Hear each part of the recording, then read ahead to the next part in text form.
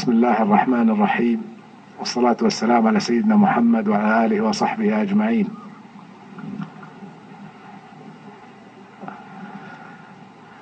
هلي يا أهل نجران، أرحب فيكم في الجنادرية، وأما الرياض في رياضكم وديرتكم، مثل ما نجران ديره لكل سعودي، والمملكة الحمد لله، والمملكة الحمد لله من شمالها إلى جنوبها ومن شرقها إلى غربها رجل واحد. أنقل لكم اليوم تحيات سيدي خادم الحرمين الشريفين حفظه الله ورعاه، وسمو سيدي الأمير سلمان بن عبد العزيز ولي العهد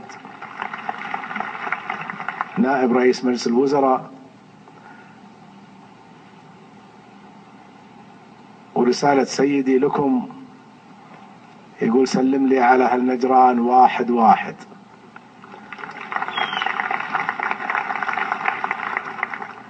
وترى والله أن لهم محل خاص في نفسي،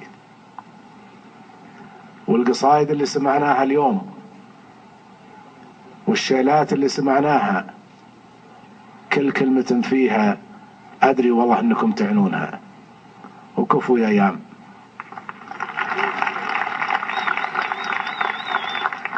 وهذه هي غريبة عليكم يا أهل نجران، الغريب اللي هو عكس ذلك.